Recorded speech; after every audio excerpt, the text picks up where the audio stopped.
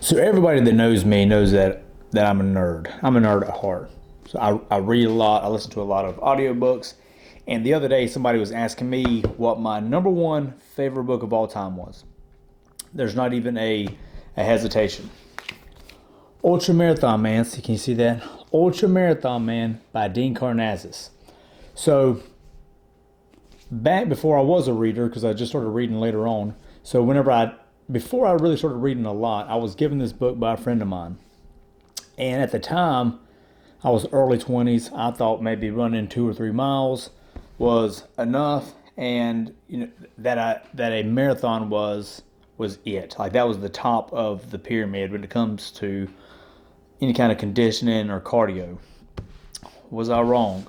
So I read this book, and without trying to sound too cheesy, it was literally life-changing. So because it opened my eyes up to the potential that the human body actually has, that the limits we put on ourselves are complete bullshit, and we really don't know what we can do until we actually go out there and try. But that was not the best part. That's not what makes it the most life-changing to me. So once I realized that my preconceived notions of what I was capable of was complete BS, I started pushing myself a little more, and I got to a point where I did an ultra marathon, not a 100-miler. I think my one kidney would have exploded, but it wasn't that it gave me some kind of physical greatness or superiority. It was the mental toughness that came along with the training. The mental toughness side of it is what was the life-changing. And so if I could ever recommend one book, because I'm doing this channel to bring a little bit of value to people. So if I can give you one recommendation for a book, this will be it. And I'm probably going to do some more of these and give recommendations on my favorites in different categories, whether it's leadership, politics, policing, that kind of thing, military, written books, history. But this is my numero uno right here, Dean Karnazes. Afterwards, here in a minute, you're going to see a clip of Dean, and it'll kind of explain his story. But, yeah, if you want it, let me know. You're welcome to borrow it. See y'all later.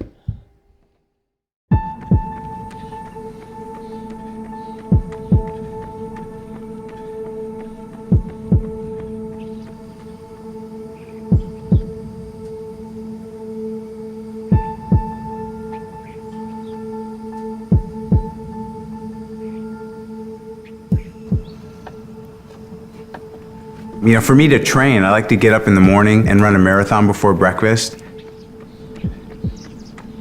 And then do some speed work, maybe a 10 or 12 mile run in the afternoon, but at a faster tempo.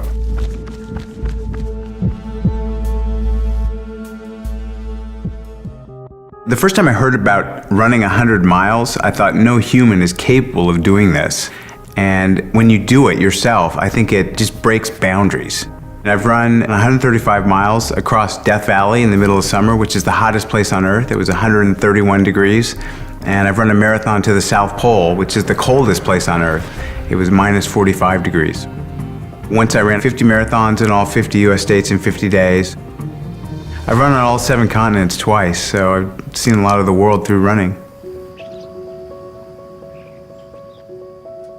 I kind of followed the prescription for happiness that we have here in America. You go to a good college, you get a good degree, you get a nice job, you make a lot of money, you buy a lot of shit, and happiness follows. We had money in the bank, and we had a 401k and insurance, and he was miserable. Absolutely miserable. I didn't feel like there was any intensity in my life. I mean, everything kind of came easy. I was so comfortable that I just wanted to destroy myself. I was in San Francisco on my 30th birthday with my buddies. About 11 o'clock at night, I said, I'm leaving. So I walked out and ran 30 miles that night, straight through the night, and became a runner the next day. I've been sliced and diced and analyzed by a lot of the scientific community. There's a program called Stan Lee's Superhumans. And they found that I have a unique ability to buffer something called lactic acid, byproduct of cellular respiration. Say you take a heavy weight and you start doing curls, you can do maybe 4 or 5 reps, and then you start feeling that burning sensation in your arm, and you got to put the weight down. Well, that's the buildup of lactic acid. That just doesn't happen to me.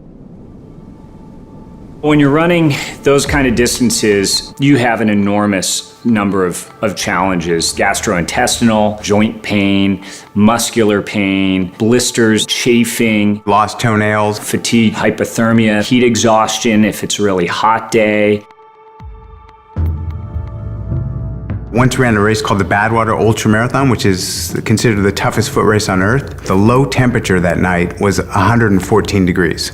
And I threw my electrolytes out of balance, and I was hallucinating.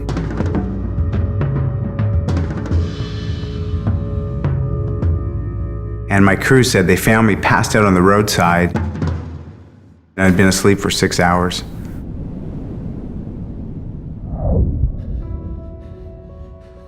There's points where you feel so much hurt and so much discomfort that even the tip of your nose just radiates pain. And all you want to do is stop.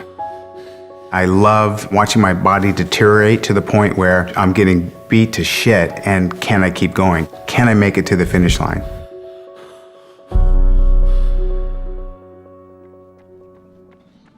You know, there are tricks I've learned. One of the tricks is you don't get ahead of yourself, so you just be in the moment. It's very rare we live in the now. I mean, usually we're thinking about the future, or we're checking our Twitter feed, or we're getting texts, or we're reflecting on the past.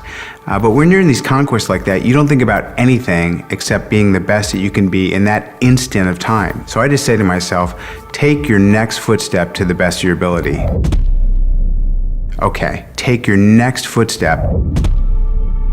And it's a struggle. Sometimes just to put one foot in front of the other is a struggle. What's remarkable is he has a running career that has not included any sort of significant injury. You know, some people say you only have so many foot strikes in your life, that you're gonna wear out your knees, you can only take so many steps, and then it's, your back's gonna go, something's gonna go. Bullshit. People ask the hypothetical, what would happen to you if you can't run? I always tell people my finish line is a pine box.